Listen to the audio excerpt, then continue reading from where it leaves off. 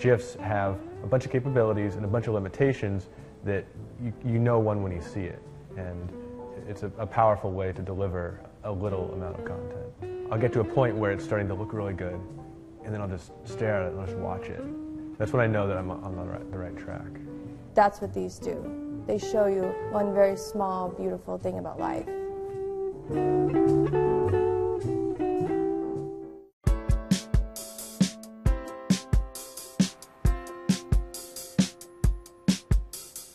The animated GIF is a file format originally designed to allow for short animated loops to be sent and accessed and viewed over the internet. These short moving images, I think, gain a lot of their meaning from repetition, and also that their simplicity and their brevity forces the creators to compress, in many cases, a lot of ideas into a very, very short piece of motion. It's so basic that I think the limitations are great. And the creativity came through the limitations. And I've always found that to be true.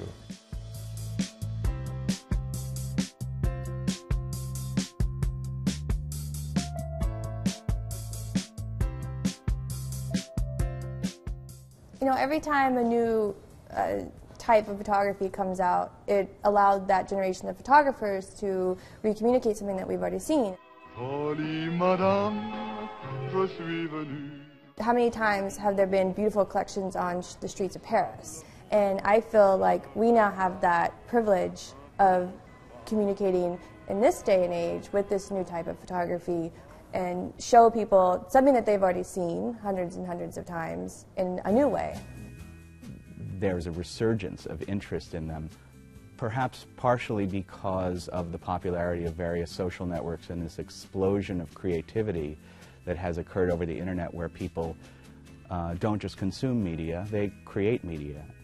On one extreme, you have tremendously goofy and silly things, oftentimes they explode as memes, that are beyond comprehension, except for the fact you're seeing them before your eyes. Body of a Pop-Tart, head of a cat. There's something invigorating about this willful ignorance, in a way, of meaning and absurdist humor.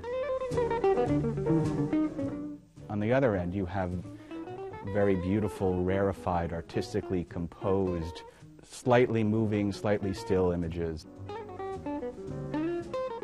You don't really get to see moments last forever. I think that's what it is. You know, a photograph does that to an extent, you know, but this is something you can see deeper. The technology defines how our visual history is going to look. It's a file format that you never really lent much importance to. It was just kind of there. To shoot on a cinema camera, trying to be on the cutting edge of technology, and then reducing it down to this little tiny thing, it's really funny. It's a fun transition.